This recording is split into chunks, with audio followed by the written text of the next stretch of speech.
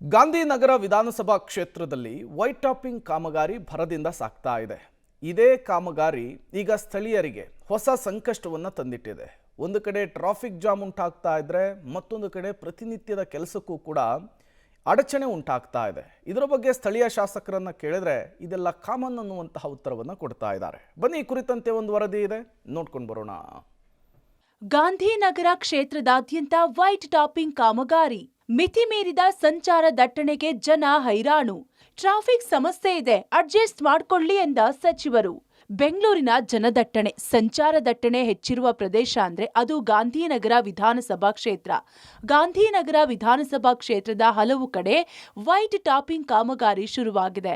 ಅದರಲ್ಲೂ ಮೆಜೆಸ್ಟಿಕ್ ಅಕ್ಕಪಕ್ಕದ ರಸ್ತೆಗಳಲ್ಲಿ ವೈಟ್ ಟಾಪಿಂಗ್ ಕೆಲಸ ಶುರುವಾಗ್ತಿದೆ.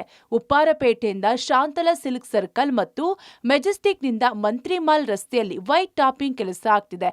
ಇದರಿಂದ ರಸ್ತೆ ಬಂದಾಗಿ ಟ್ರಾಫಿಕ್ ಸಮಸ್ಯೆ ಆಗ್ತಿದೆ. ಜನ ಹೈರಾಣಾಗಿದ್ದಾರೆ.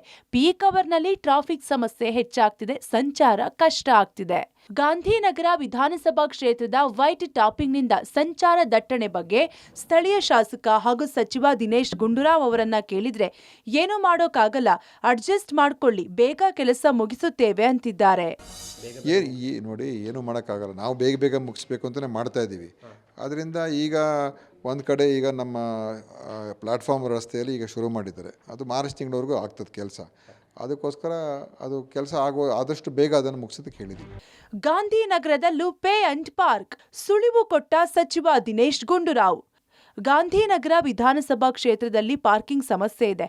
ಅಡ್ಡಾದಿಡ್ಡಿ ವೆಹಿಕಲ್ಗಳನ್ನ ನಿಲ್ಲಿಸುತ್ತಾರೆ. ಮೆಜೆಸ್ಟಿಕ್, ಕೆಜಿ ರಸ್ತೆ, ಫ್ರೀಡಂ ಪಾರ್ಕ್ ರಸ್ತೆಗಳು ಸೇರಿದಂತೆ ಹಲವು ಕಡೆ ಪೇ ಅಂಡ್ ಪಾರ್ಕಿಂಗ್ ಮಾಡೋ ಪ್ಲಾನ್ ಇದೆಯಂತೆ. ಜಿಬಿಎ ಅದನ್ನ ಮಾಡುತ್ತೆ ಅಂತ ಪೇ ಅಂಡ್ ಪಾರ್ಕಿಂಗ್ ಶುರು ಬಗ್ಗೆ ಸುಳಿವನ್ನ ಸಚಿವ ದಿನೇಶ್ ಗುಂಡೂರಾವ್ ನೀಡಿದ್ದಾರೆ. BBMP ಅದು ಅವರು ತೀರ್ಮಾನ ಮಾಡಬೇಕು. ಅದು ಪಾಲಿಸಿ ಡಿಸಿಷನ್ ಆಗಿ ಅವರು ಏನು ಮಾಡ್ತಾರೋ ನೋಡೋಣ. ಯಾಕಂದರೆ ಎಲ್ಲೆಲ್ಲಿ ಹೆಚ್ಚು ಸಂಖ್ಯೆಯಲ್ಲಿ ಜನ ಓಡಾಡುವಂಥ ಪ್ರದೇಶಗಳು ಅಂಥ ಕಡೆ ಇದನ್ನು ಮಾಡಬೇಕು ಅಂತಿದ್ದಾರೆ. ಅದು GBA ನೀವು ಕಮಿಷನ್ ಹತ್ರ ಮಾತಾಡಿದ್ರೆ ಬೆಟರ್. ಗಾಂಧಿನಗರ ವಿಧಾನಸಭಾ ಕ್ಷೇತ್ರದಲ್ಲಿ ವೈಟ್ ಟಾಪಿಂಗ್ನಿಂದ ಸಂಚಾರ ದಟ್ಟಣೆ ಒಂದು ಕಡೆ ಆದ್ರೆ ಮತ್ತೊಂದು ಕಡೆ ಪೇ ಅಂಡ್ ಪಾರ್ಕಿಂಗ್ಗೆ ಸ್ಥಳ ಗುರುತು ಆಗಲಿದ್ದು ಯಾವಾಗ ಫೈನಲ್ ಆಗಲಿದೆ ಕಾದು ನೋಡಬೇಕಿದೆ. Lokesh, public TV, Bengaluru.